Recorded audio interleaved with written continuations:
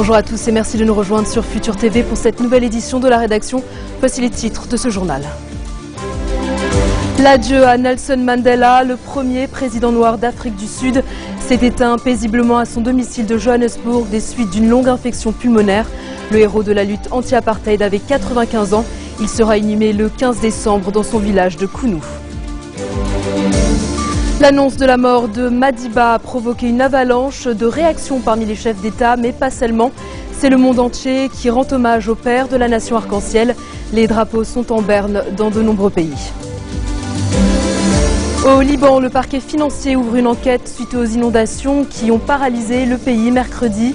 Des centaines d'automobilistes ont été coincés en raison des pluies torrentielles qui se sont abattues sur le territoire. Et puis à suivre également dans cette édition, début de l'opération française militaire en Centrafrique au lendemain du feu vert du Conseil de sécurité de l'ONU. 1300 soldats français vont être déployés d'ici dimanche pour protéger les civils après un nouveau bain de sang à Bangui, la capitale. Des larmes et de la tristesse, mais aussi des chants et des danses pour célébrer la vie de Nelson Mandela. Le héros de la lutte anti-apartheid s'est éteint à l'âge de 95 ans à son domicile de Johannesburg en Afrique du Sud. C'est là que de nombreux compatriotes sont venus spontanément lui rendre hommage. Une cérémonie nationale à la mémoire du premier président noir d'Afrique du Sud aura lieu le 10 décembre au stade de Soweto. Il sera inhumé le 15 dans son village de Kounou.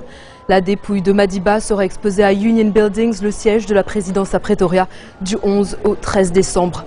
Le père de la nation arc-en-ciel souffrait depuis des mois d'une infection pulmonaire récurrente, résultat de ses 27 années d'incarcération, notamment dans la colonie pénitentiaire de Robben Island.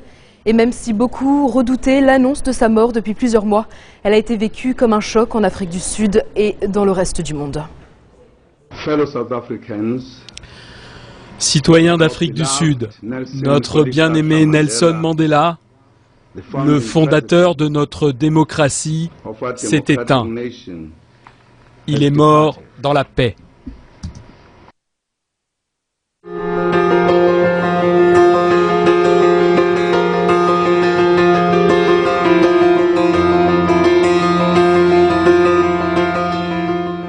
Les hommages se multiplient sur la scène internationale. Les réactions des chefs d'État du monde entier ont commencé à déferler dès l'annonce du décès de Nelson Mandela. Les drapeaux sont en berne dans de nombreux pays, dont la France et les États-Unis. À New York, le secrétaire général de l'ONU, Ban Ki-moon, s'est dit profondément attristé. Il a salué en Madiba une source d'inspiration pour le monde. Autre hommage, celui du président français qui a salué un résistant exceptionnel, un combattant infatigable de l'apartheid.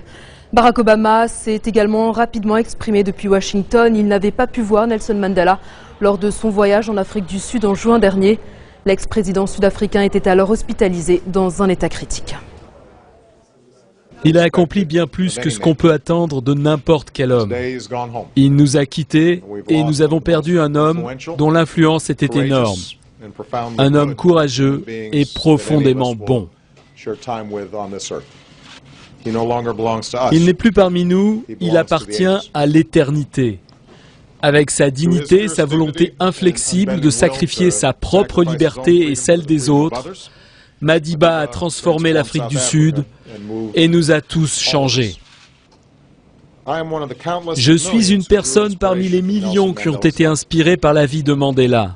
Ma toute première action politique, la première chose que j'ai fait en politique, c'était une manifestation contre l'apartheid. Et je vous propose à présent cette autre réaction, celle de Laurent Fabius, qui raconte le Nelson Mandela dont il se souvient. Ensuite, la réaction du président du Niger, qui se trouve à Paris pour le sommet africain de l'Élysée. C'est un homme qui frappait d'abord par son physique.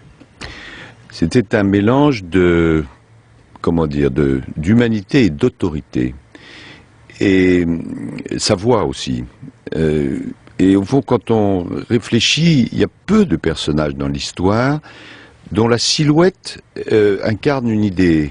J'y pensais ce matin, Gandhi, c'est la non-violence. Einstein, la science.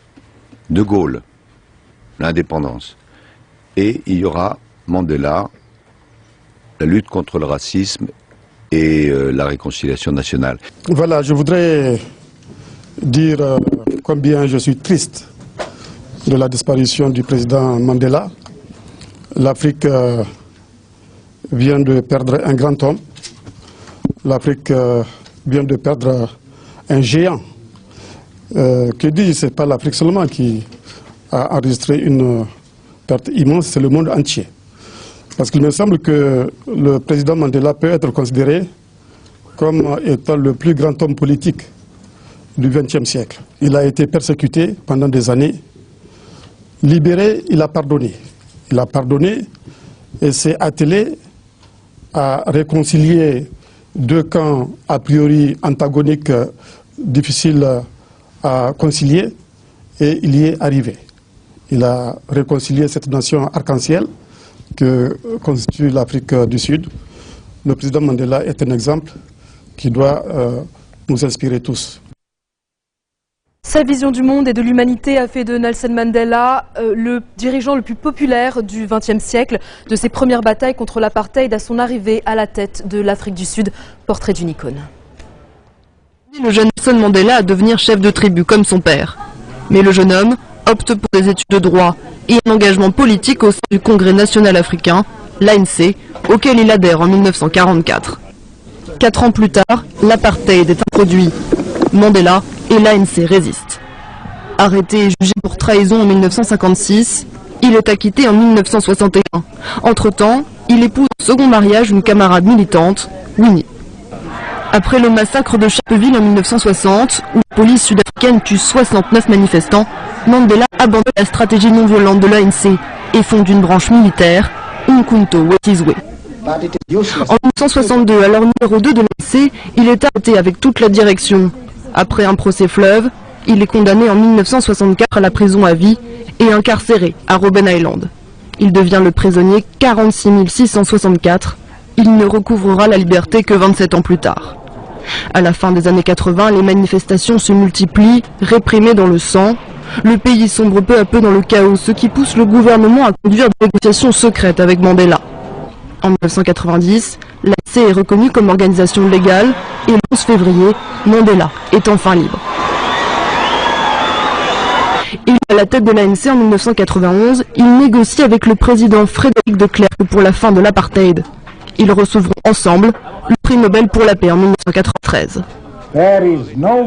Aucune force dans le pays ou à l'étranger ne pourra arrêter la marche en avant du processus de paix de ce pays.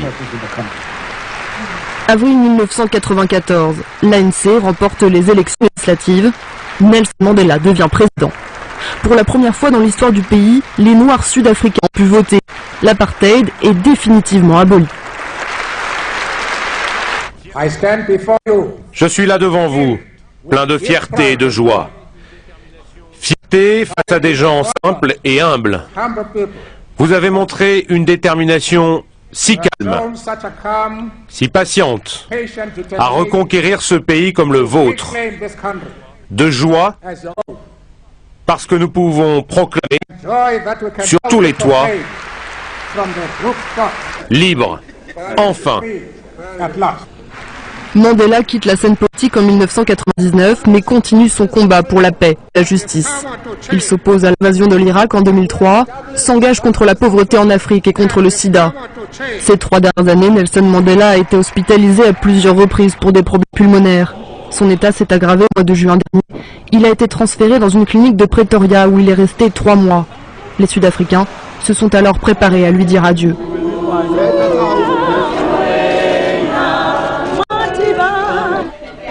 Nelson Mandela est décédé jeudi à son domicile de Johannesburg.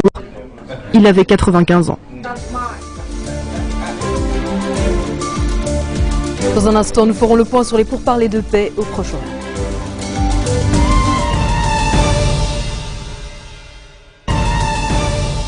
Retour sur le plateau de l'info de Futur TV. Les politiques libanais ont également rendu hommage à Nelson Mandela. Le président Michel Sleiman a envoyé un message de condoléances à son homologue sud-africain.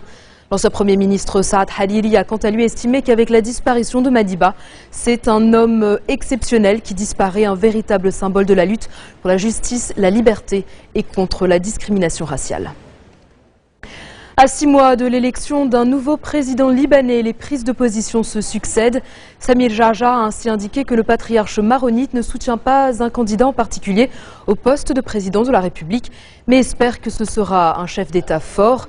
Dans des remarques au quotidien Al-Liwa, le chef des forces libanaises a assuré que sa relation avec Kelke est excellente et qu'il est toujours en contact avec Marchara Botreserai, même si la situation sécuritaire ne lui permet pas de lui rendre visite. Selon le journal, le patriarche a récemment intensifié ses contacts avec les leaders chrétiens et compte rester à égale distance de tous. Les candidats probables au poste de président de la République sont le chef du CPL, Michel Aoun, le leader DFL, le chef du courant des Maradas, Slimane Frenjie, et celui du parti Kateb, Amin Jmaïel. Le mandat de l'actuel président Michel Slimane expire en mai 2014.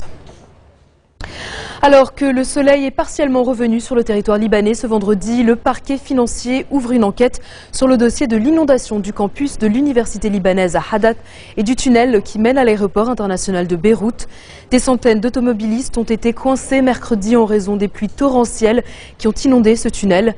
Le mauvais temps a également provoqué des embouteillages monstres sur plusieurs autoroutes à travers le pays.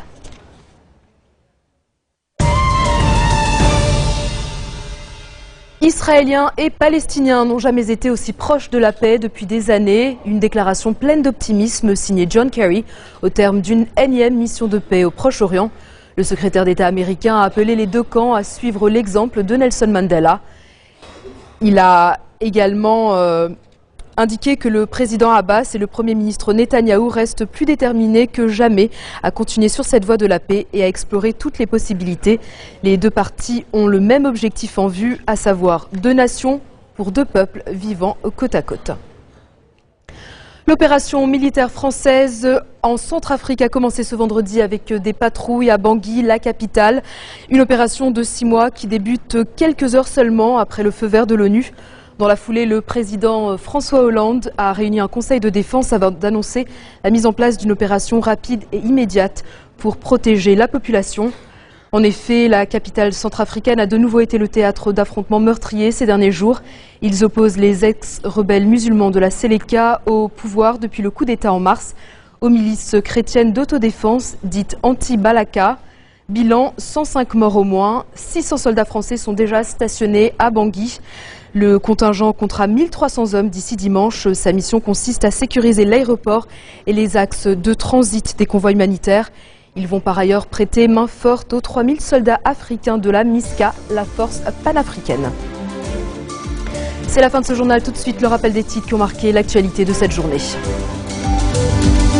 L'adieu à Nelson Mandela, le premier président noir d'Afrique du Sud, s'est éteint paisiblement à son domicile de Johannesburg des suites d'une longue infection pulmonaire. Le héros de la lutte anti-apartheid avait 95 ans. Il sera inhumé le 15 décembre dans son village de Kounou. L'annonce de la mort de Madiba a provoqué une avalanche de réactions parmi les chefs d'État, mais pas seulement. C'est le monde entier qui rend hommage au père de la nation arc-en-ciel. Les drapeaux sont en berne dans de nombreux pays. Au Liban, le parquet financier ouvre une enquête suite aux inondations qui ont paralysé le pays mercredi. Des centaines d'automobilistes ont été coincés en raison des pluies torrentielles qui se sont abattues sur le territoire. Et puis c'est le début de l'opération française militaire en Centrafrique. Au lendemain du feu vert du Conseil de sécurité de l'ONU, 1300 soldats français vont être déployés d'ici dimanche pour protéger les civils après un nouveau bain de sang à Bangui, la capitale. Merci de votre attention. Retrouvez-nous tous les jours à 16h40 heure de Beyrouth. Vous pouvez également nous suivre en ligne sur notre site web ou en téléchargeant notre application mobile. Vous retrouverez Serge Berberi à la barre du prochain JT. Excellent type de programme sur notre antenne et bon week-end à toutes et à tous.